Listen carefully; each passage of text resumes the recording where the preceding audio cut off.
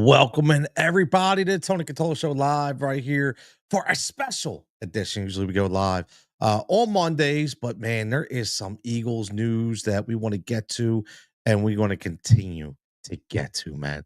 Like we cannot be happier in Philadelphia. Now, I know this show is not just Philly, but when there's Philly news, man, there's Philly news. My man E checking in. What's up, E? On the Unscripted Sports Show checking in. And I'll tell you what, man. Listen, I did not see this happening. So get involved. Are you happy? What do you think? Are the Eagles done? Would you be happy if Zach Baun is the only guy that they signed? Are you happy with the money that they gave Saquon Barkley, right? Again, everybody checking in. My man Carr's checking in. It's a salute. How he never ceases to amaze me and far from done. I agree with that, Carlos. We are far from done. Again, if you've been sleeping under a rock, everybody that's tuning in right now, if you're tuning in anywhere else, make sure you get over to that YouTube page. You like and subscribe, man. We're trying to build this thing up. If you're on Facebook, make sure you get to that Tony Cutillo Facebook page as well. Over there, a lot of cool different segments are going to be coming down the pike pretty soon. But getting to the numbers, man. Number one yesterday, when we come with the Saquon Barkley news, which, before we even get into Zach Baun, I want to talk about Saquon for a minute. And I want to talk about Saquon Barkley. And the reason why is because I want everybody to understand why that deal is so important first. So we talked about this Monday night when I went live, and we talked about the way that the Eagles view specific players, the way that they make handshake kind of deals. Okay. The way Jeffrey Lurie allows, as an owner, Howie Roseman to guarantee an extraordinary amount of money in order to take that cap down to the minimum. Okay. Jeffrey Lurie, that is huge, man. That is huge. But what's really, really important, that they do it the right way. And we talked about this about bringing people in from other teams. We talked about this before about, being an attractive place, not just because of the wins, because of the organization. And what they did with Saquon Barkley is just going to rewrite their ship for the next 5 to 6 years to make them the destination that everybody wants to come to. And it wasn't about making him the highest paid running back in NFL history. It wasn't making him the top guy ever. What it was coming through on a deal. Because even though, let's think about this, even though Saquon Barkley did sign here in Philadelphia, and even though we signed him with a $30 million deal and whatever those numbers were, it still wasn't the top dollar. We talked about it that way because we said, wow, we don't normally do that here in Philadelphia. But the reason why I say it was so important was because I guarantee, and you saw it when they were hugging on the sidelines. You saw Howie Roseman, gave him that wink. Howie Roseman in negotiations was like, look, we're going to give you everything I can give you right now. But if we ball out, I'm going to make it right. And guess what? That's what he did. And the thing about that is everybody sees it. This isn't the first time he's done this with the player. He did it with A.J. Brown. Okay? He did it with A.J. Brown. That's why teams want to come here. That's why teams want to come here. Okay? You took that money and you threw it at your most important player besides your quarterback, and that's Saquon Barkley. And all you've done, too, is you've revitalized the entire market. Now, here's the interesting part. The Eagles are always known for wanting to be one up on everybody else. The Eagles are always known for wanting to be the first ones to do specific things. So, looking at it from that standpoint, we never paid running backs and we never paid linebackers. However, linebackers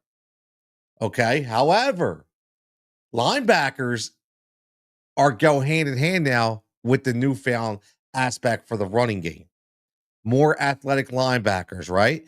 So the Eagles want to go up above everybody else. And that's what they saw. And they saw that again, Zach Baun, good person, good locker room presence, never bitches, never complains, always there. That does whatever he needs to do in order to help secure the win. And and because of that, he's been able to secure the bat. And good for him, man. Good for him. I didn't think it was going to happen. I didn't think it was going to happen. I'm glad it happened. I didn't think it was going to happen. So Howie got it done. So here we are. We're running it back, man. We're running it back with our most important player besides Jalen Carter on the defensive side of the ball last year. I mean, listen. We could name a lot of play people, right? We can name a lot of people. We can name Jalen Carter. We can name Quinyon Mitchell. We can name Cooper DeJean. But let's face it, man. Zach Baun, defensive player of the year, basically, even though he didn't win it, he was an integral part of that defense, if not the main ingredient of that defense to keep it rolling. So to be able to bring him back is huge. And then you lock up Saquon Barkley that will essentially make him retire an Eagle, right? Essentially, that's what you did. You're basically retiring him as an Eagle. And I know there's been a lot of people out there talking about, do I think he's going to slow down? And do you think? Listen, man, the Eagles again. This isn't the Sixers. The medical staff for the Eagles is not the Sixers. Okay. And plus, Saquon Barkley, takes care of his body the right way, just like their quarterback does in Jalen Hurts, right? So if you think about it, they already foresee that, what, he's going to be okay when it comes to next year, even though he was used an insane amount of time, right? Doesn't matter. They know that he's ready to go.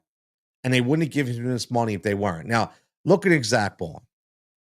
I think this was again, it was a no-brainer, but I just didn't think it was going to happen only because the Philadelphia Eagles, they don't sign linebackers, man.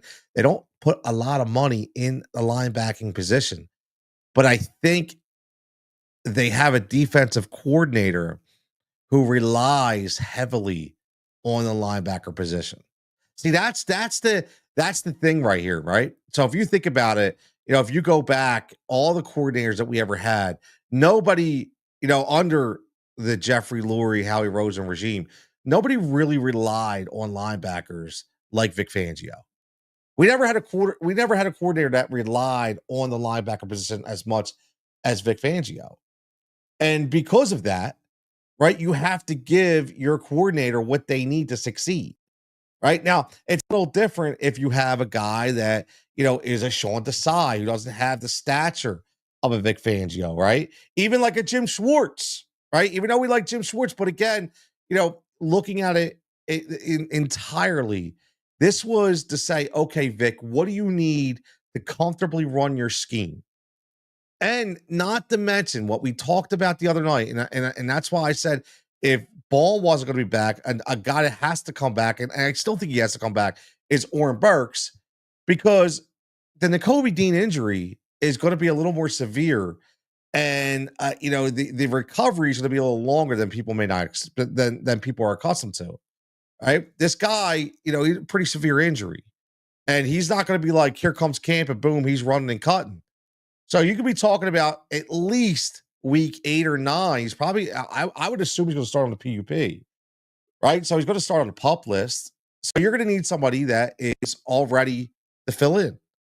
And Baun did a good job commanding the defense when Nakobe went out. Warren Burks came in and was a viable replacement for Nakobe Dean. So I think that next up will be a guy like Oren Burks, who's not going to command a lot of money, right? He's not going to command a lot of money. And I'm going to be honest with you. Oren Burks is probably like, you know what? I got a taste of winning. Like, I've been there, and wherever I go, I seem to win, or at least I'm in the big games, right? To be able to win. So why not just keep going? So I can see Oren Burks. And listen, he's a very, very good special teams player as well. So, that's another element of his game that I think allows him to be back. But, Zach Baun, listen, I mean, 3 years, 51 million, 34 guaranteed. Listen, I can't tell you how I saw some people say like Cinderella story. I'm not going to go that way, but listen, man, 151 tackles, 3.5 sacks, 11 tackles for loss, 5 forced fumbles, and 33 tackles and a pair of picks in the playoffs.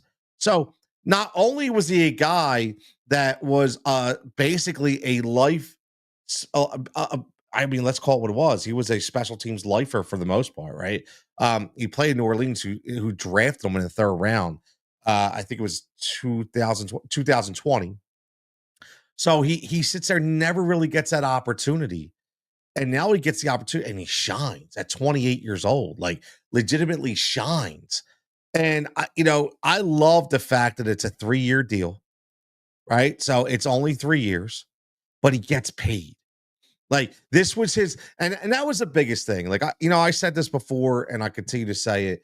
With players like a Zach Baun, who have worked their entire career to get to this point, and they finally get an opportunity to get it, I'd never get mad for them to go secure the bag somewhere else. Like if it's not a viable option here, I listen. I'm not going to get mad. Because the guy deserves to get paid. I mean, you see it. Like when the Kobe Dean was up to get paid, man. Now he's on a prove it deal, right? Like it sucks, and that's what happens. So when these guys get these opportunities to get paid, you got to let them get paid. So I wouldn't have been mad at him at all, but I'm very happy that he's here with the Philadelphia Eagles. Now, here's a crazy thing, man. So when he was in New Orleans, he started a total of 14 games over 4 years. That's it, because he was mainly on special teams a lot. Hit 88 tackles in 14 games. Right? Over 4 seasons. He did 151 last year. You talk about scheme. That's all I always say, man. When people say coaching is it, man. Coaching is everything. The right coach with the right system, with the right players, but buying into that culture, buying into that scheme, buying into that coach, it's so important. Let's get to some comments here. We got a lot going on over here. My man Jimmy checking this, a smart move by Philly. How I wish Cincy would take notes. I'll tell you, a lot of people want to take some notes, Jimmy. A lot of people want to take some notes. Carlos says, I heard the news after a poster on that. A family friend passed, was a huge Birds fan. He was buried in his Birds gear. I'll tell you what, rest in peace to your friend, man. Sorry for your loss. But that's how people go out. They don the Eagles green. They don the Eagles green. My man Richie D checking in says, Ball was a good contract. Saquon got the extension. Cap hit went to $6 million and showed that they can take care of the players that perform, and also Rich that act the right way. And that's so important. So important. Carlos, I go back to Bubby. Wow, we're going Bubby Brister. He said, I go back to Bubby Brister, Rich Kotite days. This version of the organization is light years ahead of those older regimes. We've earned everything good coming to use right now. Listen, we've been through it. We've been through it, Carlos. We have been through it, right? Like there was we lived through the Bobby Hoyings and the Jeff Kemps and the Roddy Peets. We Bubby Bristers. Ty Detmers, Coy Detmers. I mean, Jesus Christ, we have lived through them all. So goddamn, it's about goddamn time that we get the monkey off our back, and we actually not only get one chip but 2 chips. And on top of that, we have a team who's essentially all our studs essentially locked up for the next 4 years. Crazy, man. Crazy. Who would have known? Who would have known? My man E says, I know it's off topic, but what's your reaction to the heel turn for Cena? Best heel turn in WWE history. I'll get to that. E, I'm going to do an episode about that. I actually I enjoyed it. I'll be honest with you. So I don't think it's the best in WWE history. I will always say it's Hogan. Like honestly, it's to me, it's always got to be Hogan. Nobody like again, because even though, and I'll go on this real fast, but even though it was the Cena heel turn, and even though it shocked the world, there was bits and pieces to see it coming, right? It was being talked about. Where there's smoke, there's fire. The Hogan thing came out of nowhere. Nobody in hell knew this dude was the third guy. Nobody.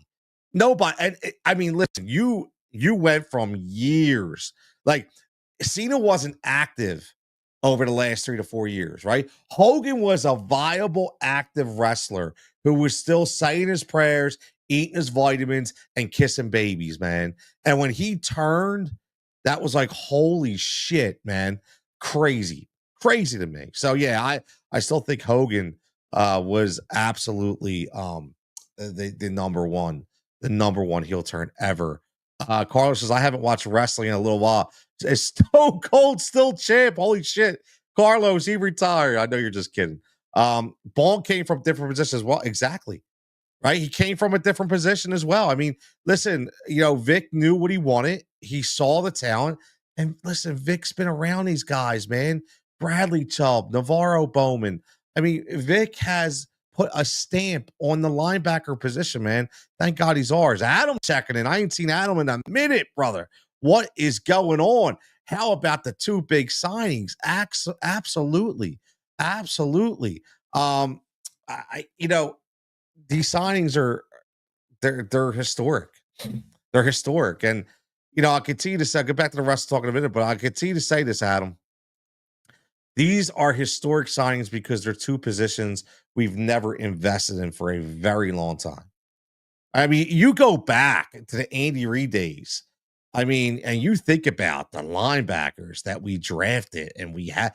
Remember a guy, Andy Studebaker, Quentin Caver, Ray Farmer. Like, I don't even know if Farmer was Andy Reid. It might have been co-type, right? But I mean, to think about Mark Semino. We even brought Levon Kirkland back from the dead.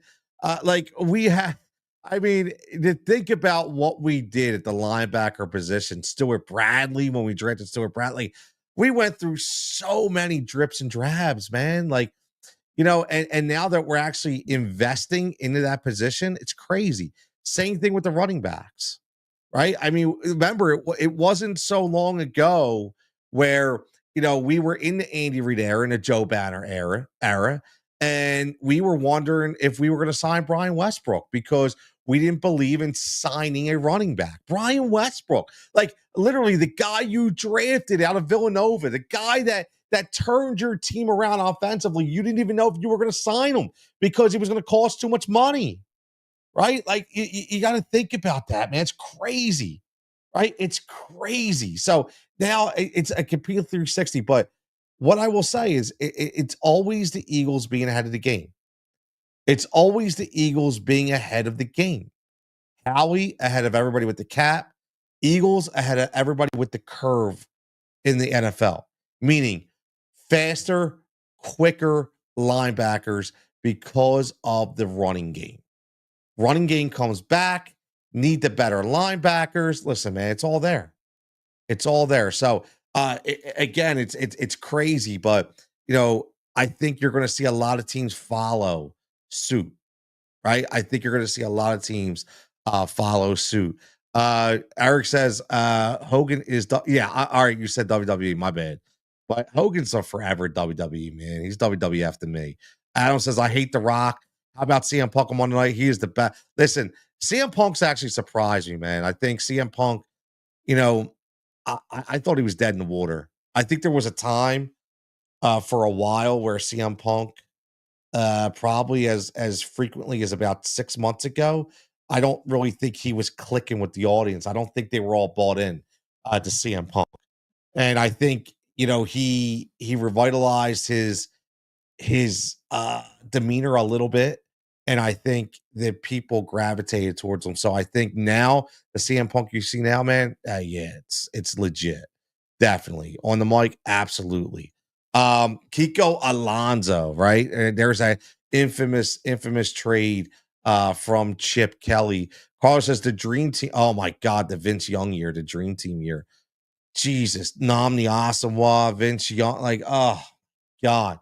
Think about the heartbreak we lived through. He says, I didn't know Laurie is the one who negotiates the TV contracts. That's also what dude. Let me tell you something, Carlos. Jeffrey Lurie. Jeffrey friggin' Lurie. That's all I gotta say. Jeffrey friggin' Lurie. Like, if you think about the owners that we've had, you think about the owners around the NFL. and you think about what Jeffrey Lurie's done here in Philadelphia, right? I mean, he is to me the best owner of football. I tell you, I make no mistake about it. That you know, just to see how involved he is, but knowledgeable and involved, and says, you know what, I'm going to give the keys to Howie because I trust him that much. Listen, I am telling you right now, look around the NFL, and I guarantee you, I'll do a rock. I guarantee that if there's another one, I don't know who it is, that's willing to pay out of pocket millions and millions of dollars up front to sacrifice the cap number that their GM needs in order to win and be competitive. And that's what Jeffrey Lurie has done. And if you go back and like I just think the Jeffrey Lurie Cooper DeJean video, it sums Jeffrey Lurie up to a T. It really does. If you go back and you again, I know this is a sore subject to people, but if you go back to the Carson Wentz years and you go back to when Carson Wentz was being talked about, it wasn't just, hey, Howie, go check this guy out. No, it was, hey, Howie, you're coming with me. Like Jeffrey Lurie went to meet his elementary school teachers, had meetings with his family and friends and his old employers before, he was, this stud that was going to get drafted, as a quarterback, right? Like he did the legwork, man. He did the legwork because he sincerely cares. That's the crazy part. What he cares about is he cares about the culture of the team. He cares about bringing in good people and good personalities, right? He cares about that.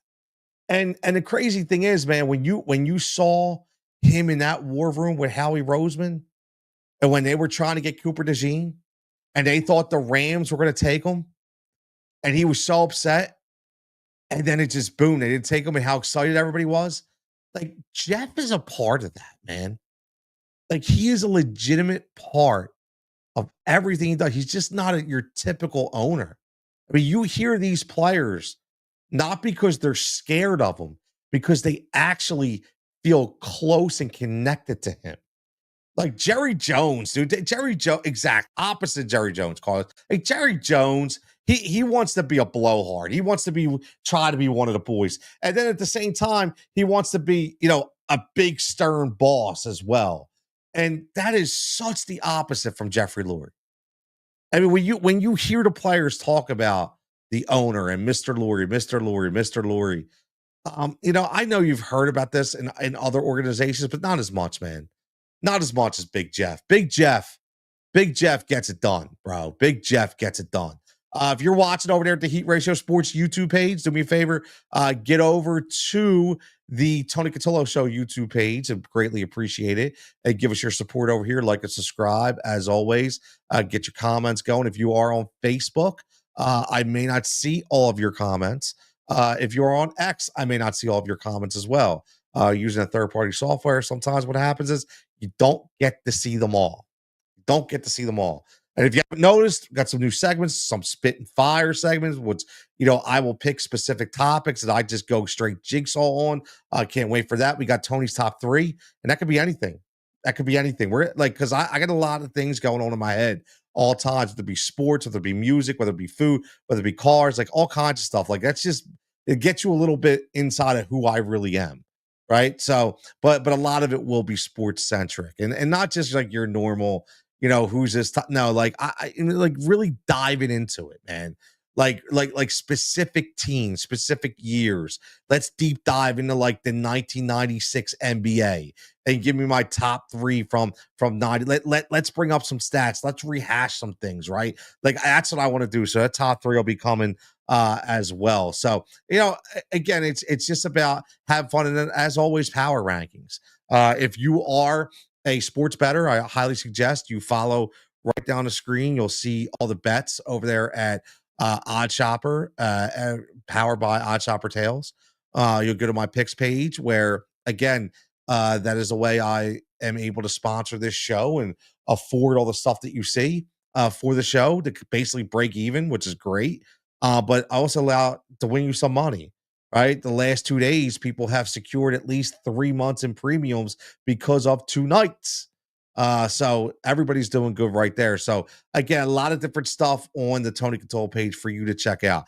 Now, I got a lot of talk here about Lori needs to buy the Sixers. Oh, don't we wish, Jimmy? Don't we wish? Let me tell you something. I wish that Lori would buy the Sixers. Now, looking at this now, like what's next? What's next for the Philadelphia Eagles? Do you foresee them going after and trying to bring back Mekhi Becton, who I really want back, right?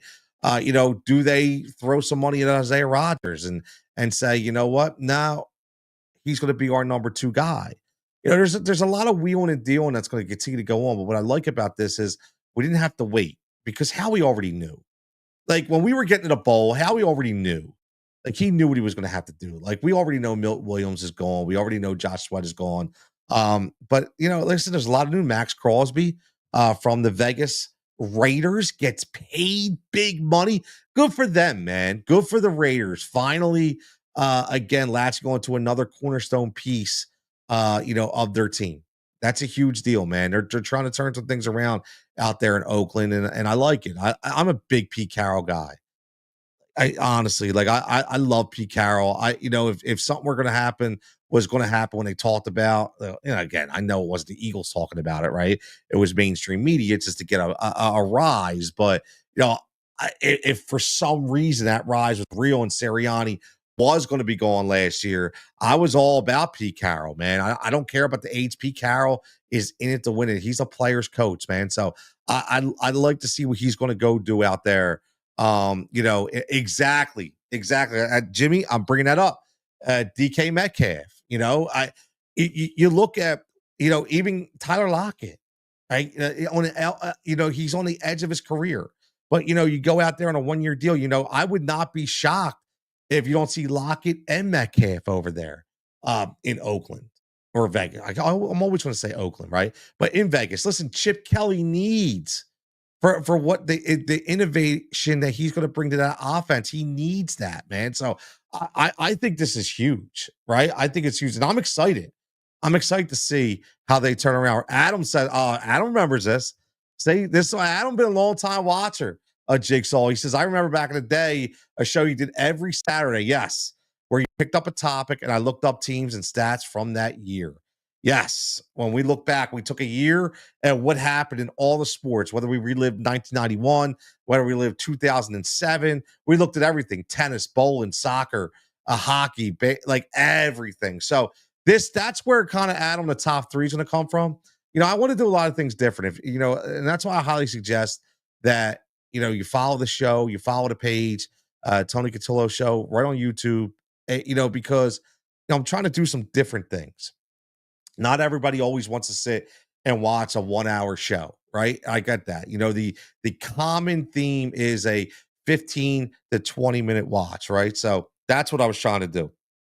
Get those 15 to 20 minutes. My man Doughboy checking in says, I pray Roseman brings back Big Play Slay on a 1-year deal so he can retire, including re-sign Becton.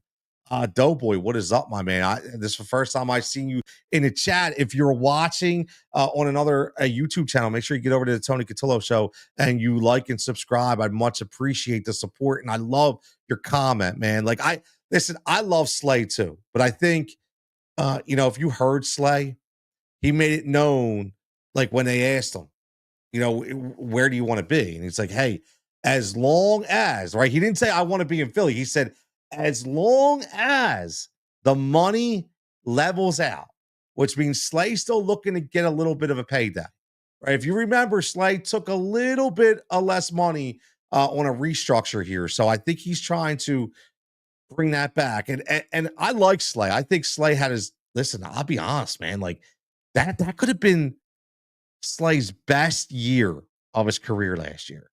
Honestly, I know he had those great years in Detroit, but it just, all things considered, when you look at him on a Super Bowl run, a Super Bowl win, covering those big time receivers in zone coverage at 34 years old, mentoring guys like Quinyon Mitchell and Cooper DeJean. Again, I don't think we could say enough about the year that Darius Slay or Big Play Slay or just call him Slay that he brought here in a year that this team was looking for leaders when they lost guys like Kelsey and Fletcher Cox, and everybody thought was going to be these young guys, right? And Brandon Graham goes down, with an injury. So Slay is a very important part of his team, but I have a hard time believing, that he's not going to get a decent payday somewhere. Champ Bailey played, till his late 30s. There's certain guys that have played to their late 30s that were still very, very good corners later in their career. And I do think that he can transition into that, especially on a team that's looking for that 1B.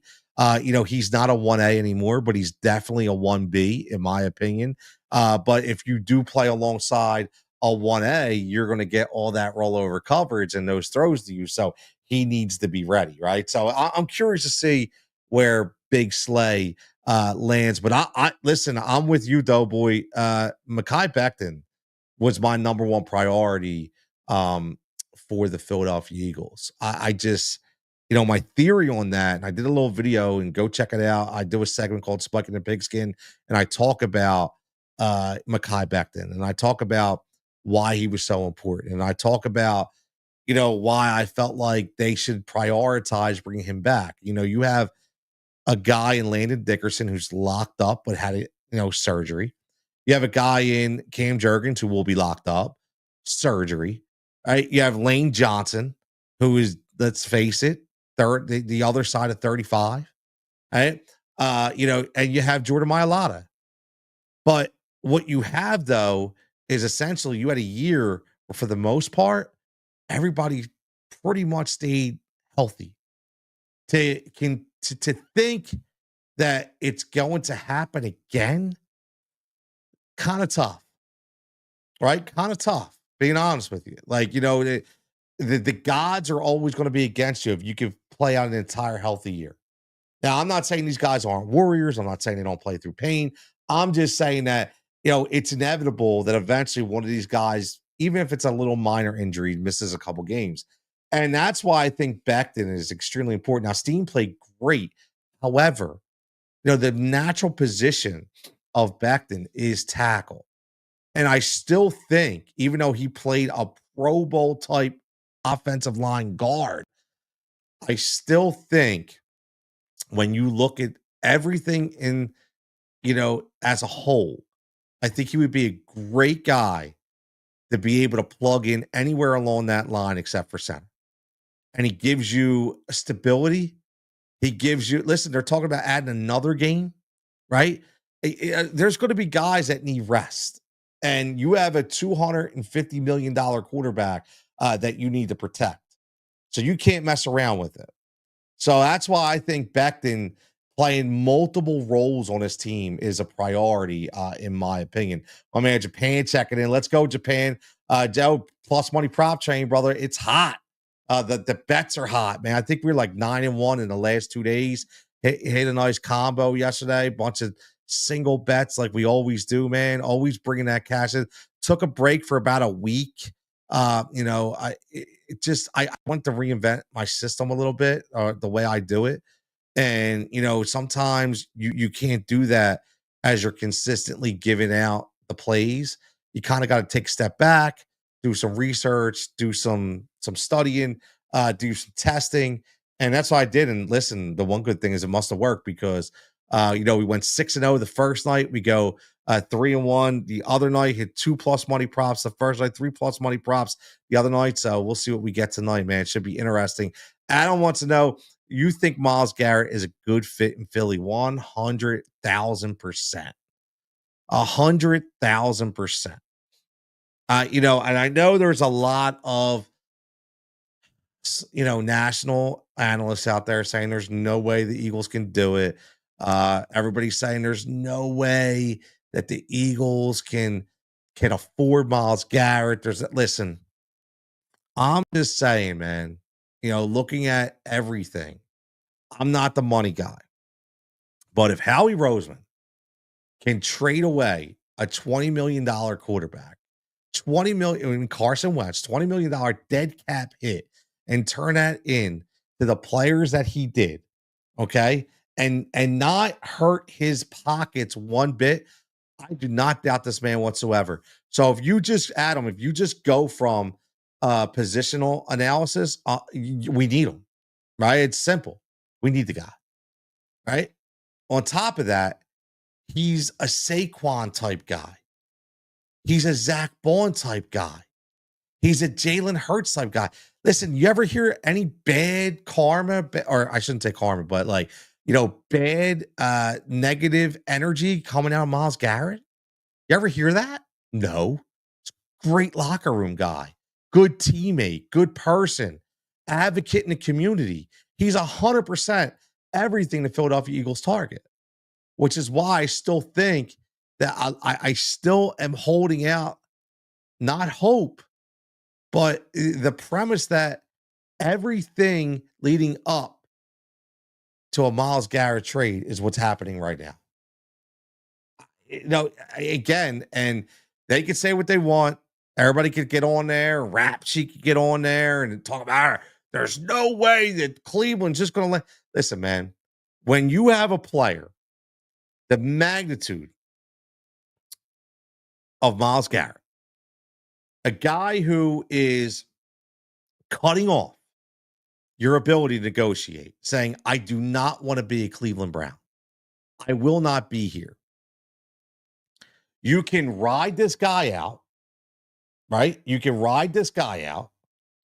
And at the same time, you can ride it out and get nothing for him, or you can get something for him. And I think that's what Cleveland's going to do. I do. I think that's what Cleveland's going to do. My man Delco Green checking in says, are you concerned? Let's read this. He says, I'll put this up for everybody. Are you concerned about the Cowboys creating, I saw that, $56.6 million of cap space by restructuring Dak and CeeDee Lamb's contracts? I'm not. Because, and I'll tell you why, they need a lot of help.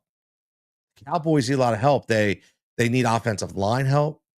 That Micah Parsons coming up, right, for a payday. There's a lot of things coming up through the chain for the Dallas Cowboys. So I think a lot of that cap space move was the ability to essentially take what they have now and enhance it, and then go out and, again, they need a lot more help than we do, right? So they need that flexibility. I'm not concerned though. Listen. The thing I will say, Delco Green, is looking at the players that we have locked up on this team and looking at the talent that we have on this team. I just, at the end of the day, man, like, this is the best Eagles team of my lifetime. It really is. Talent wise, it's crazy. Like, it's legitimately absolutely ridiculous that we have the amount of talent we have on this team right now. My man Ray checking in says, we signed exactly right. So let me ask you this, Ray. And Ray, if you're not a subscriber yet, please give me a like, give us a subscribe. Anybody who's new here to the chat, like, subscribe. I greatly appreciate it. I just started this page in January, man.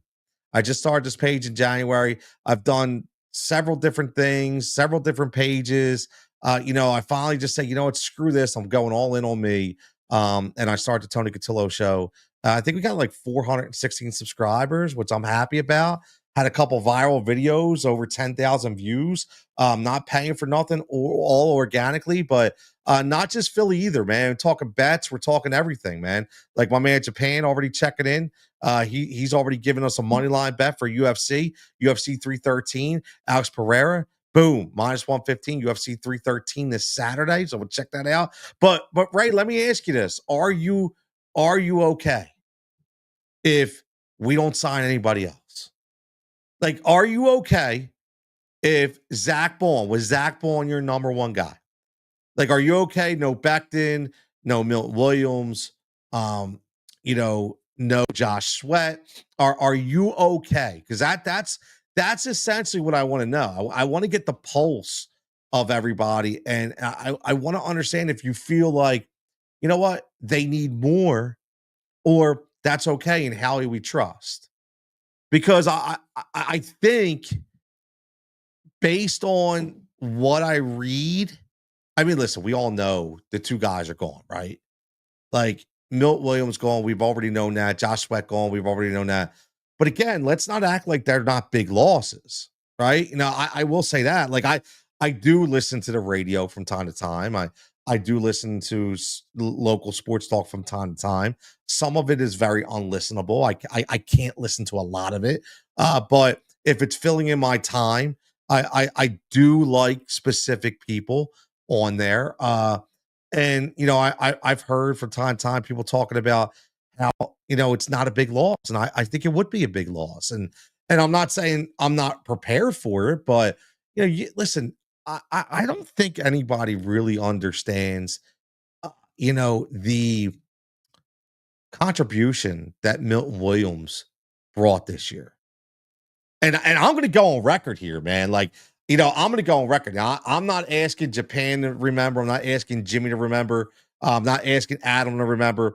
But I said a year and a half ago on national radio, okay, on my Sirius show, I should say on me and Dave, right? Me and Dave's show on Sunday nights.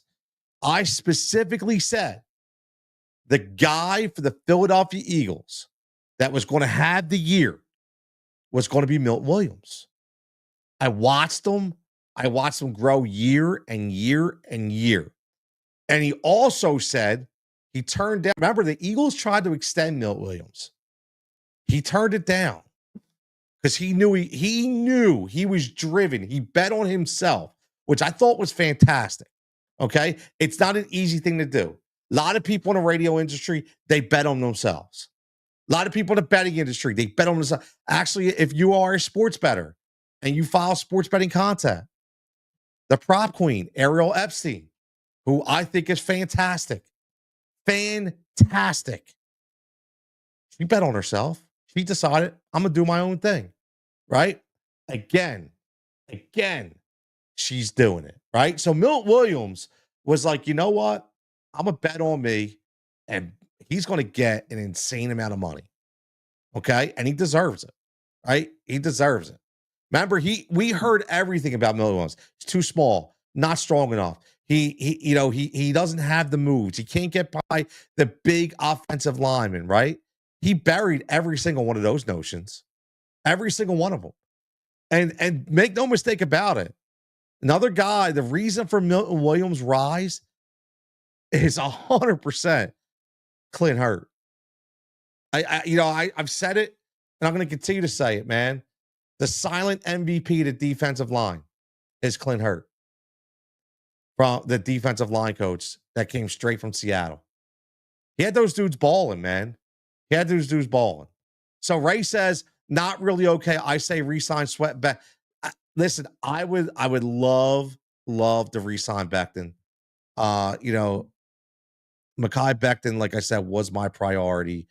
Coming in even over Baun. I'm gonna be honest with you. I prioritize Becton over Baun, just for the simple fact of what I think that Becton needs to be for this team.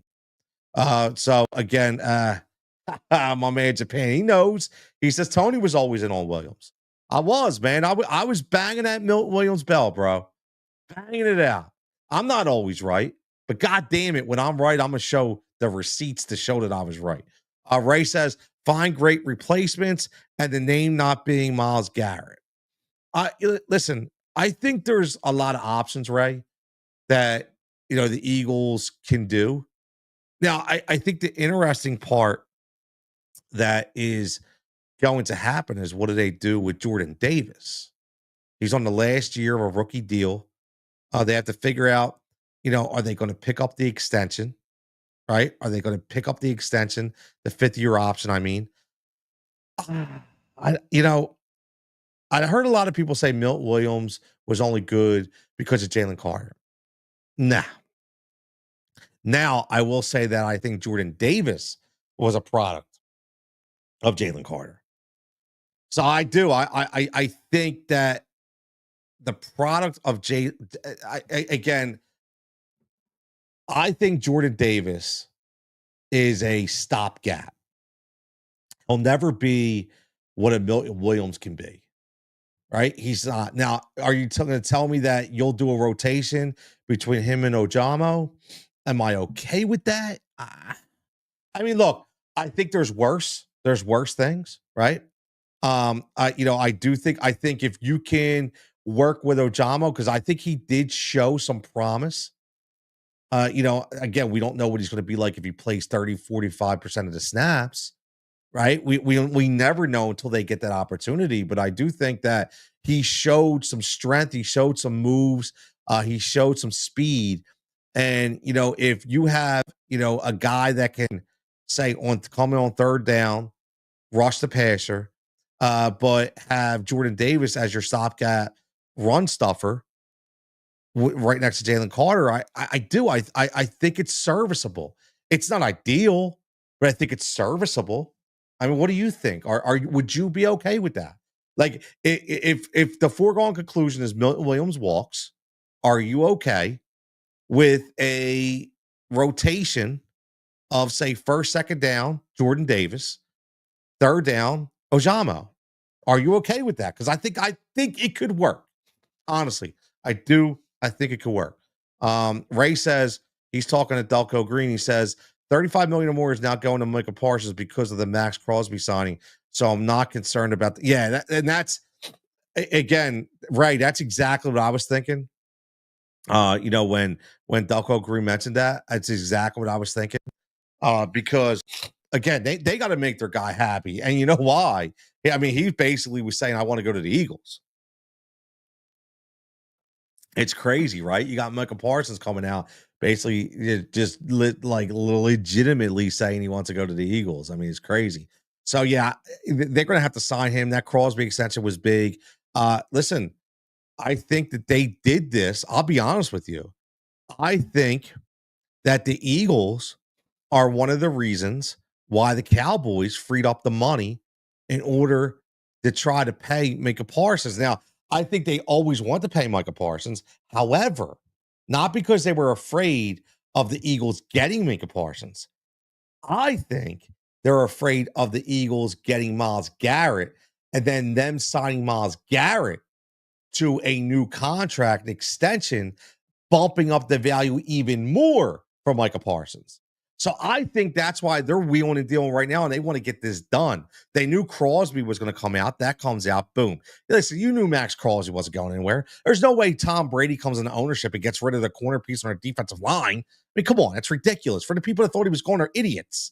Okay? You go out there and you bring in Pete Carroll. You make Chip Kelly the highest paid offensive coordinator in freaking football. Okay? You're trying to revitalize the team and you're going to let Max Crosby go? Come on, man. It's stupid. There are people that have no clue what they're talking about. Zero clue. Shouldn't even have a microphone.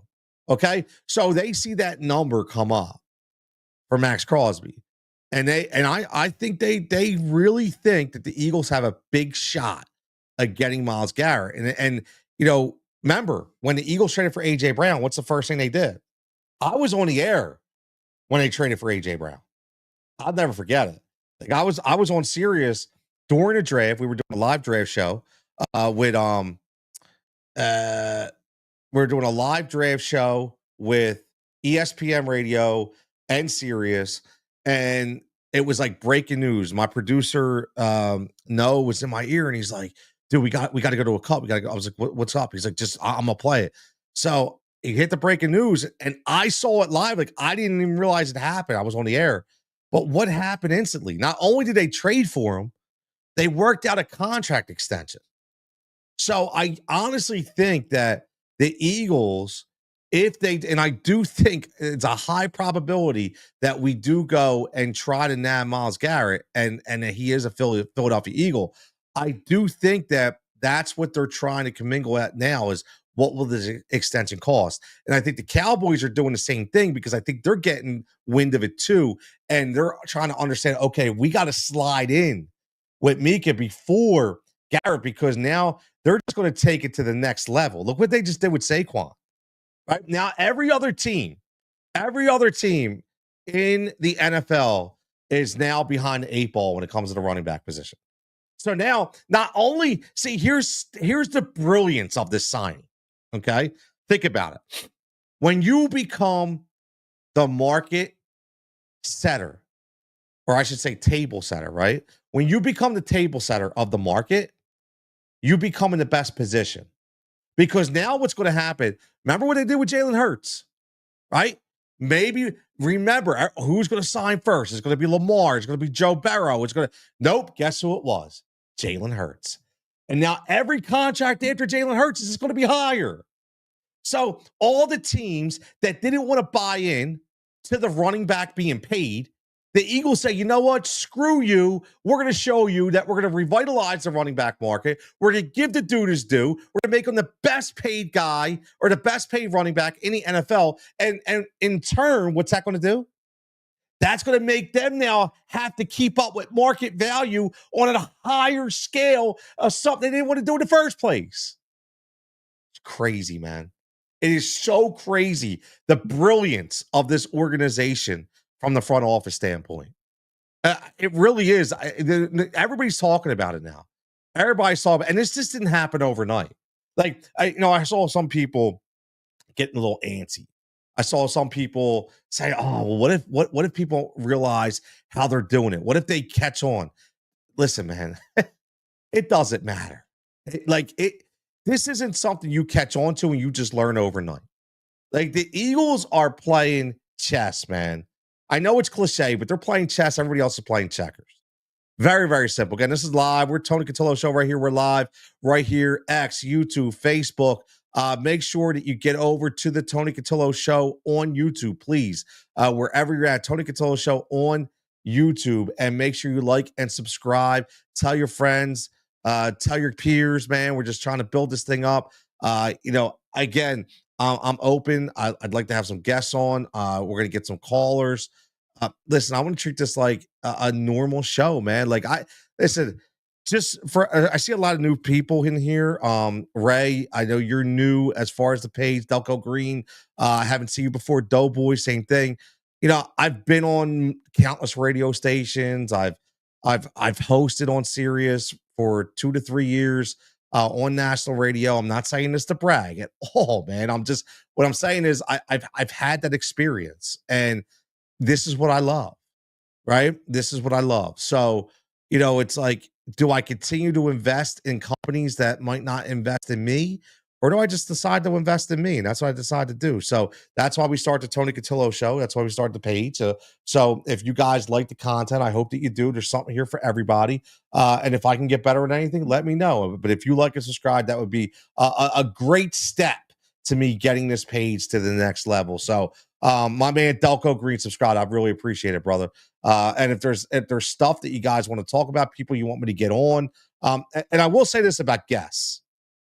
So I do things a little differently. And what I mean by that is I have all the respect in the world for the guys, the old school guys, right? I have all the respect in the world. Guys like Ray Didinger, right? All the respect in the world. Barrett Brooks, a great guy, right? However, if Barrett Brooks is being booked on 7 different radio stations, he's essentially saying the same thing. So it's not that I don't like Barrett Brooks, right? I love Barrett Brooks. I love his energy. I love his passion. However, I've already heard it, right? My idea of guests is to get you guys and girls, people that you may not know of, right? That you may not have heard of. I'm like, yo, who is this?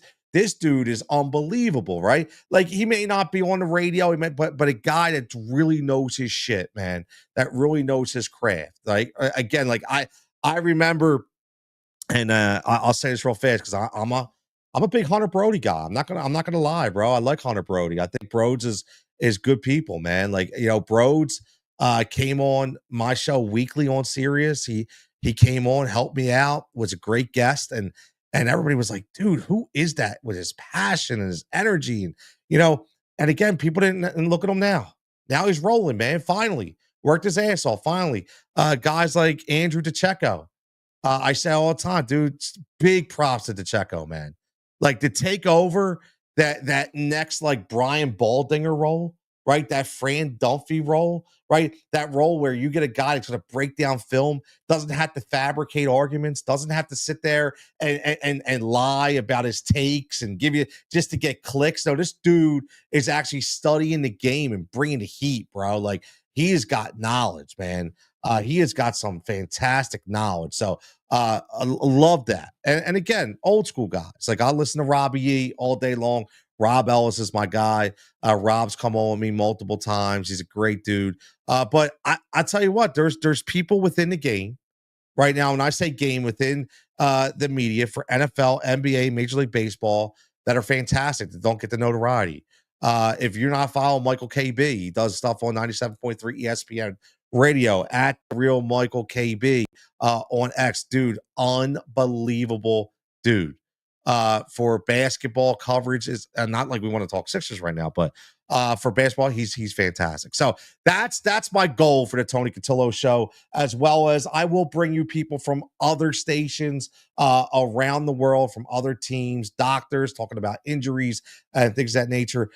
Just getting it started, man. We're finally getting the concepts down. So I appreciate you subbing Delco Green Ray. I appreciate it. And listen, man, going forward with this, let's get back to this Eagles real fast. And I gotta try to keep this about, as much as people want to talk, but looking at what it means for signing Baun and maybe not signing the other three guys, you have to remember the draft compensation as well, right? So we're going to get the compensation, right? We're going to get probably a third round supplemental pick for all three of those guys if they leave.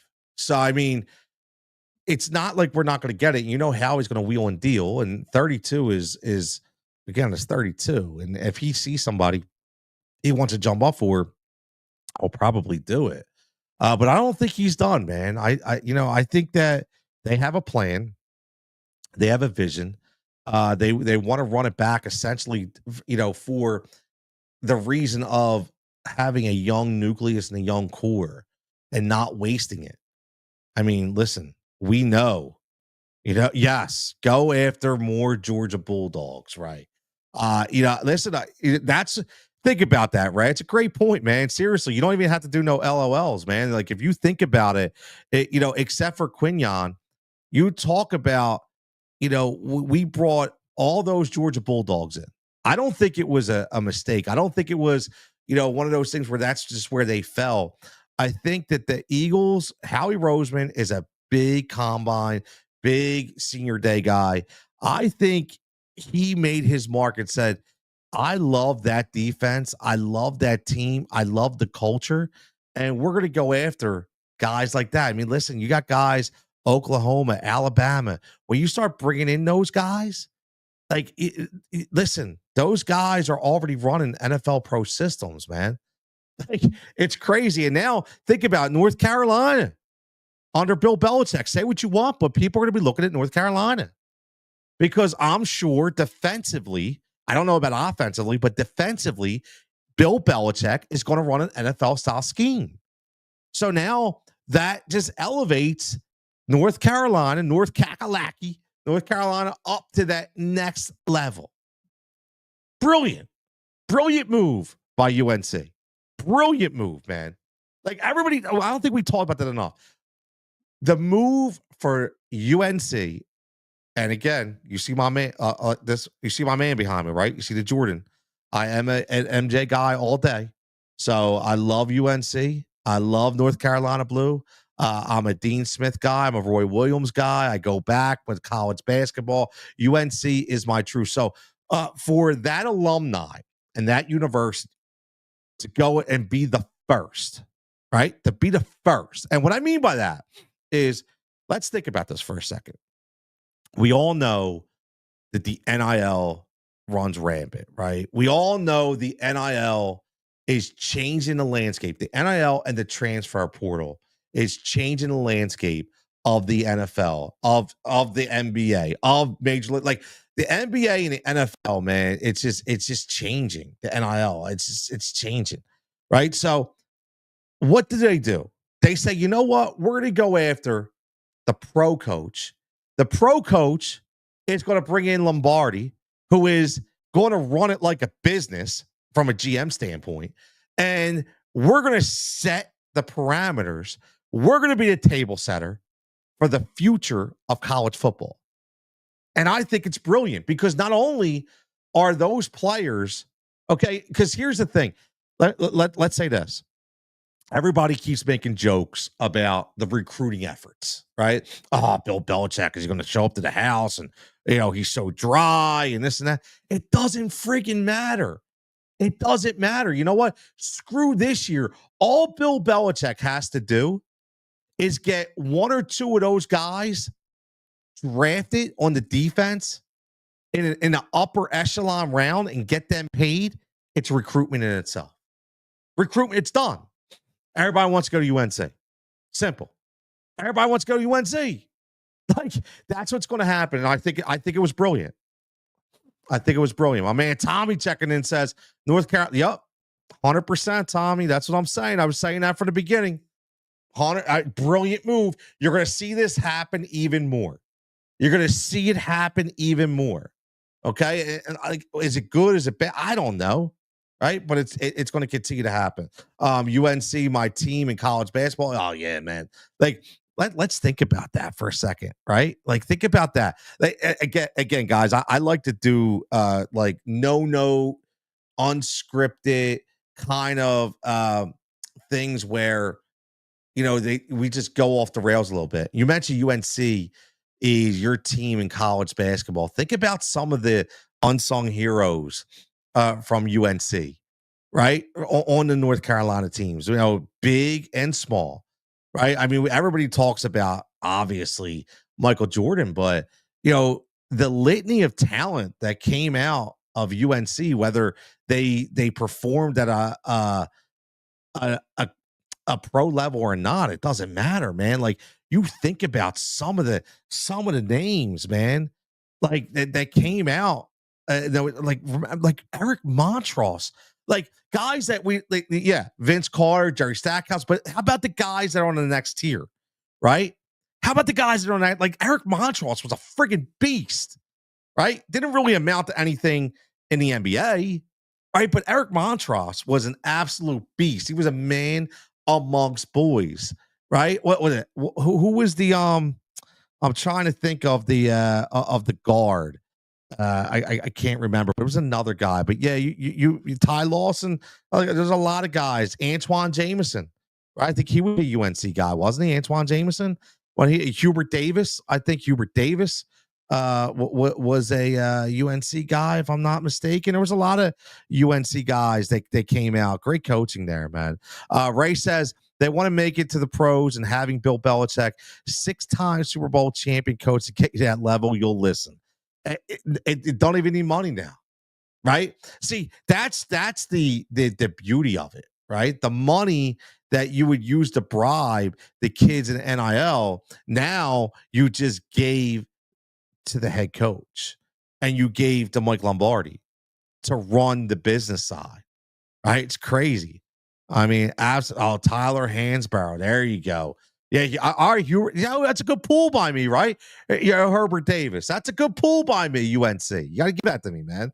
Ty Lawson, I forgot about that, man. Ty Lawson, another really good player. But UNC, I was I used to love those rivalries back in the day. Like, you go back in college basketball days when it was real deal college basketball, like when the ACC was legitimate, right? When you had Bobby Cremins at Georgia Tech, right? When you had the guys, the rivalries between Gene Cady and the Boilermakers against Bobby Knight and the Indiana Hoosiers.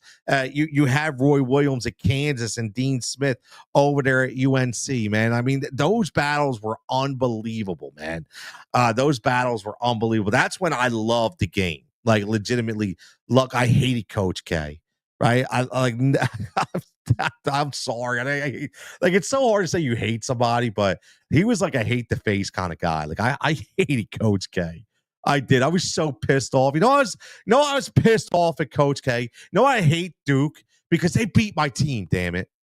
I was a UNLV running Rebs guy. I was a UNLV running Rebs guy at the Max Center, Jerry Tarkanian, the Amoeba defense. That was my squad, dude. That Anderson Hunt, Greg Anthony, George Ackles, right? That obviously Stacey Augman, Larry Johnson. That was my team. And then here comes Coach K with his snobby ass, and he beats him. Oh my God, that killed me. That killed me. I was so distraught over that. I thought they were winning that year, man. But Bobby Hurley thought different. Grant Hill thought different. Christian Leitner. Oh my God. Cherokee Parks on that squad, too. Freaking Cherokee Parks. Are you kidding me? Like, we think, like, oh man, you get me started, man. Have bad flashbacks. Tommy says the NFL guys he could bring in to be mentors and to speak to, and that, dude, that's a great point. I want to bring this up. Let everybody read this because I didn't again, you don't even think about this all the time, but hey, Tommy says when we talk about UNC for Bill Belichick, right, for football, he says the NFL guys you could bring in to be mentors and just speak to the team is crazy. So true.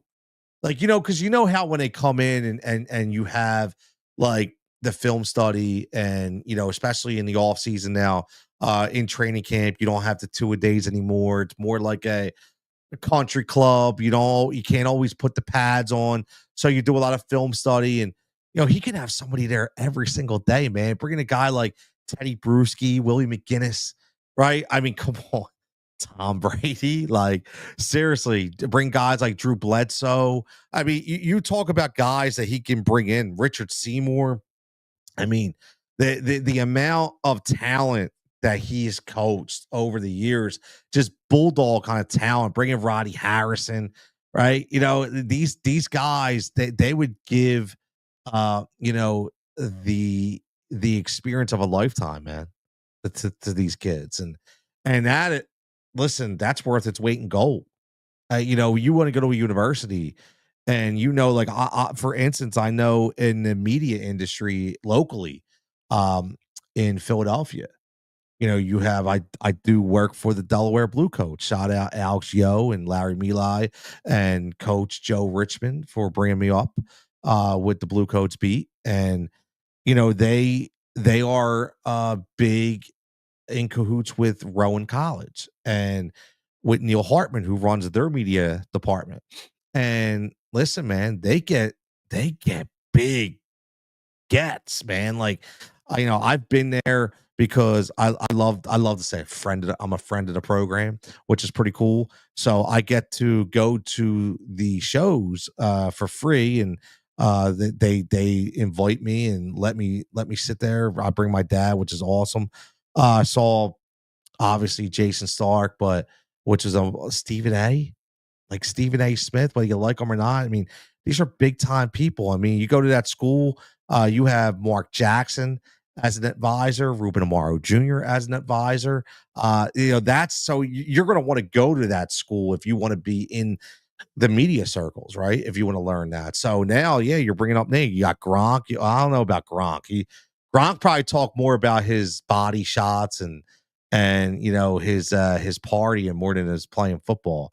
Look, man, that dude, God bless him, man. God bless him. I'm not gonna bury the guy. He made a living, but I don't think he's ever studied a playbook before in his life. I don't even know if he'd be able to break it down, but the dude was just talented, man. He was just talented. And Randy Moss, another guy. And a good thing, you know what, Ray? Randy Moss is a great name because I think Randy, especially nowadays, a lot of experiences with a smaller school in Marshall. And, he had some adversity he had to face. And, he bounced around at different teams in the league, played with different quarterbacks, different coaches, different cultures. So Randy Moss would be a really, really good one. And listen, it just doesn't even have to be former Patriots either, right? Like Bill Belichick's widely respected in the NFL, man. He's one of, if not the GOAT, man. They say what you want. Him, Andy Reid. I mean, these guys could essentially bring anybody in they want.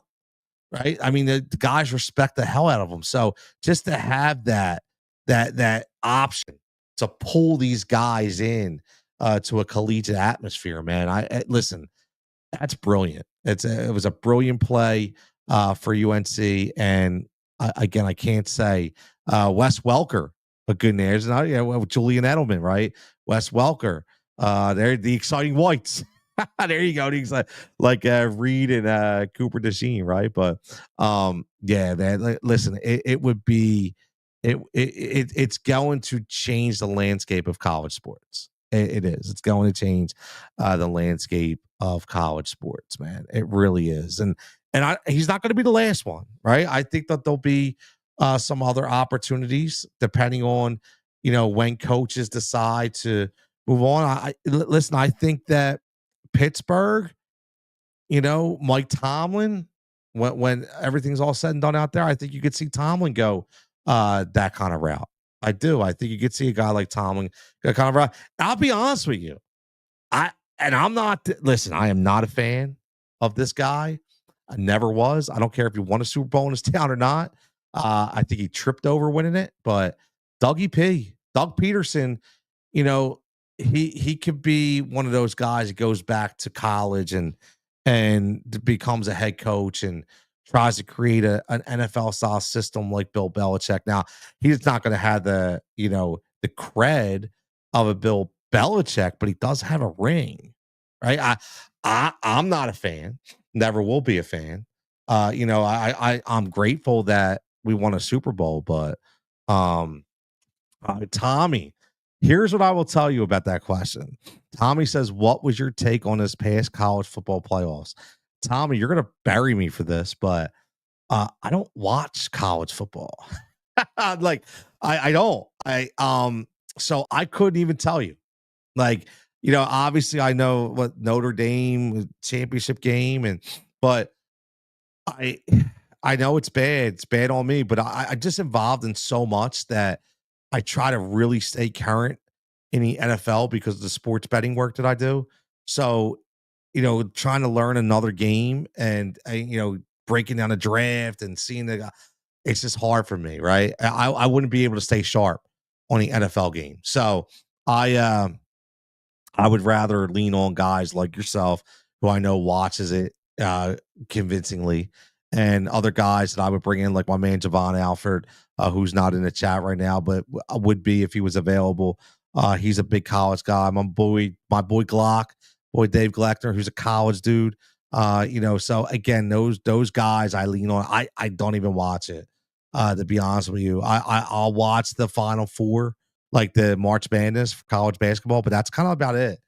I'm more pro right now, and I almost pivoted to college basketball a little more.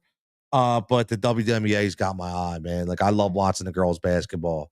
I love every minute of it. I don't think there's a more competitive sport right now that bounces a ball than the WNBA.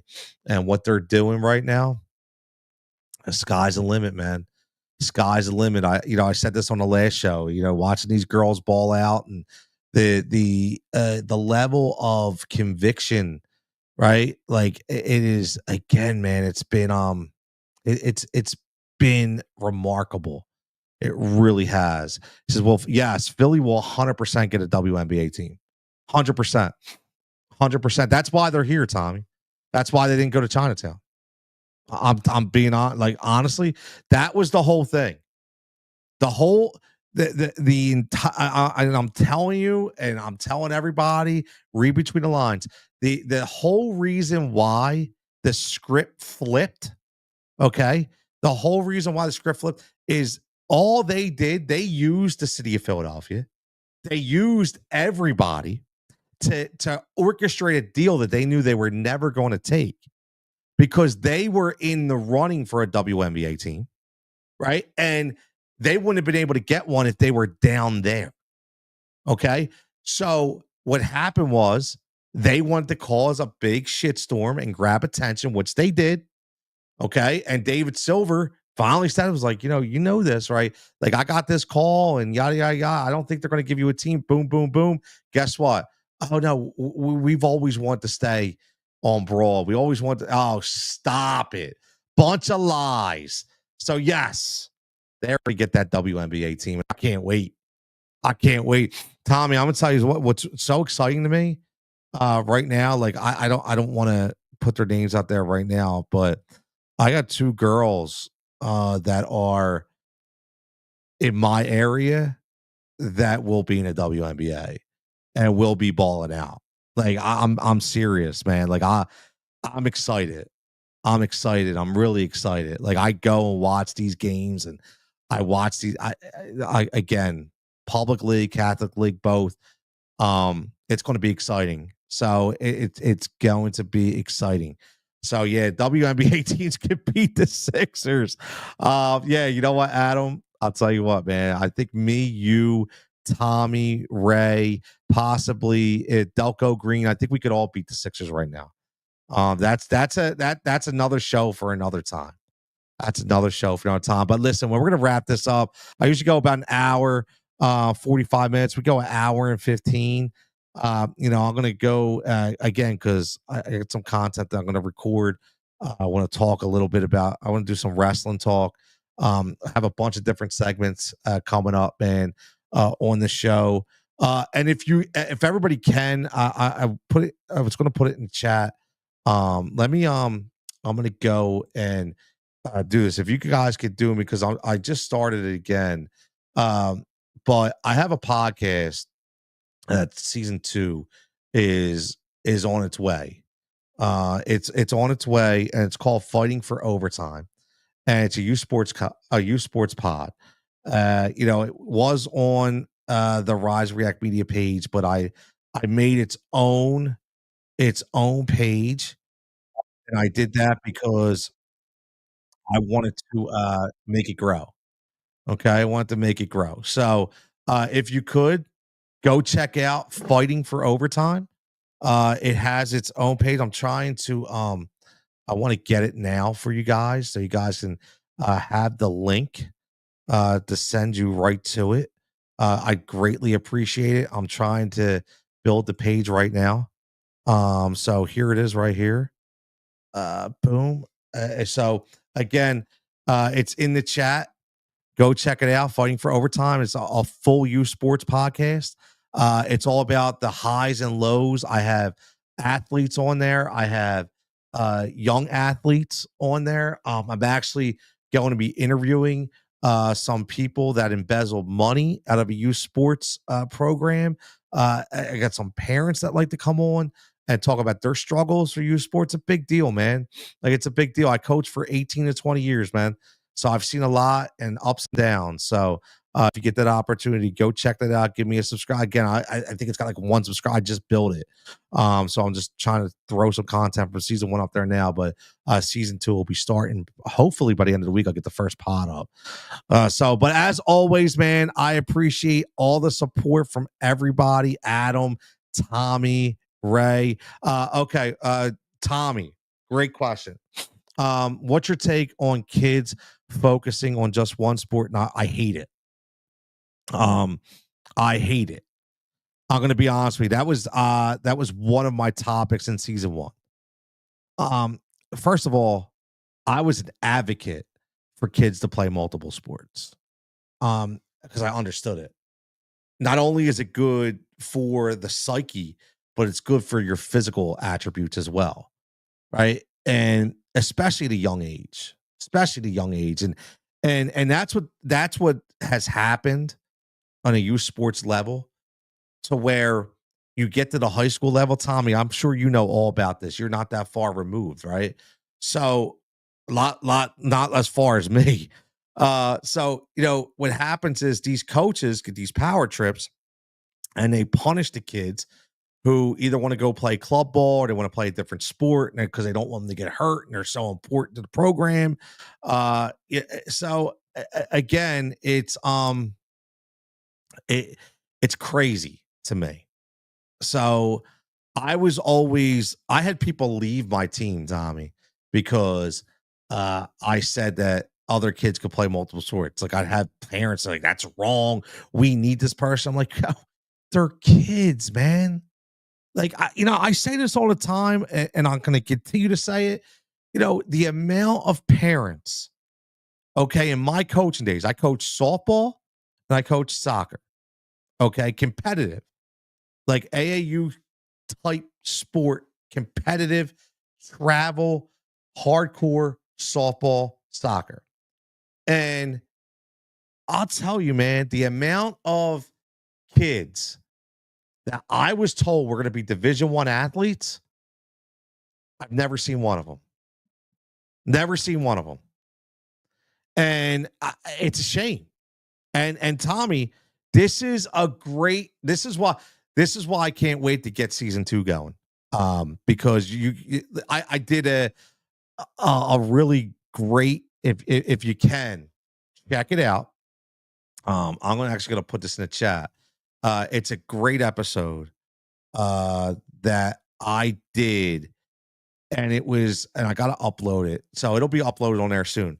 So basically, it was a golfer who, I think it was Lexi, I forget her last name, but she was burnt out, bro. Like, she was completely burnt out at a young age. And it was because she said from the time she was 7 or 8 years old, that's all she knew how to do. And these kids from the listen, it's like getting up, practicing before school, going to school, after school, and then we're running to our trainer. We're running to our other trainer. And then, like, dude, it's insane. Like, and I get it. Like, it's like everybody wants to keep up, and everybody keeps saying this is what you have to do if you want to make it. This is what you have to do if you want to make it. This is what you have to do if you want to make it. But it's got to be a balance somewhere, man. Like, there has to be, because, like Tommy says, these kids, they just show up now sometimes because they're so burnt. They're so burnt out. I mean, being a kid nowadays is extremely hard, man. Like, it's a lot harder than it was when we were growing up, right? Because, I know me, I'm 46 years old. So when I was growing up, a lot of the stuff that I'm privy to now, I was never privy to when I was a kid. I just woke up, I ate, I watched TV, went to school, played some video games, went to the park, played some ball, came home, went to bed, and did it another day. Like, I didn't have to worry about all this, all these politics on my screen, all these sports stories on my screen, weather events, financial gains, losing this. Exactly. Social media, killing them, bro. Killing them. Like, I hate social media. I'll be honest. Like, I hate it. If I was not on, like, if I did not do PR and I did not do marketing for a living, I wouldn't be on social media. Like, I wouldn't. Like, I hate it. It ruins everybody. It really does. Number one, it's all fake. It's all bullshit. Everybody is not who they say they are. You never know who's who. You never know what's what. There's a different app that pops up every friggin' week, right? Oh, I got to get on here. Got to get on here. You got to be on here. You got to be on here. Like, I mean, like, remember when TikTok was like banned? Like, people legitimately were ready to commit suicide because they couldn't get on TikTok. Like, what are we doing as a society? Like, it's crazy to me. Absolutely insane. That's why, listen, I'll be honest with you. I don't think YouTube is social media. So that's specifically why I tell everybody, man, if you want to listen to my stuff, if you like what I talk about, man, get on the YouTube page, because I'm not going to listen. Yeah, well, I cut up promo reels and sure, but I'm not going to be living on social media. Like, this is where I'm at. And I think that's why listen, I love Discord. A Discord room is fantastic. Discord room is great. A private Discord room that you have to be invited to. No bots. No fake people. Like, legitimately get in there, talk sports.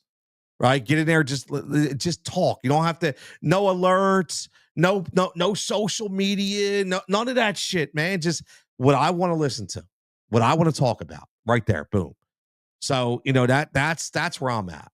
That's where I'm at. And again, I've watched it destroy kids over my years. I do. I've watched it legitimately destroy kids, and it's a shame. And I probably wouldn't last right now as a coach in the youth sports realm. Like this was my first year out, like, because my kids are grown and they've aged out. So this was my first year out, and I also, there was a time where I thought that I would go and coach again, start a team where I had no ties to, didn't know anybody. Nah, I don't think I could do it, man. Because I'm a very like I'm a listen. They don't call me Jigsaw for no reason, right?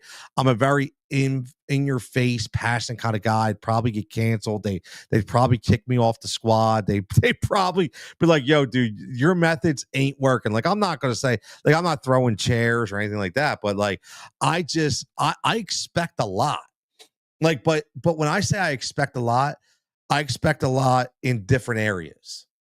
Like, for instance, and I'll say this in closing, I've always told my kids, and I when I say when I talk, say my kids, I'm talking about my kids, that I coached. Uh, I've always said, get your scholarship for academics first and have sports be the thing that takes it to the next level. I want you to get it for your brain before your talents. So I legitimately like kids were they were rough. I was rough with them. Like I had weekly check-ins, bro. Like, what's your grades? What are you doing? Like, because I don't want you at my field if you're failing out. I don't want you at my field.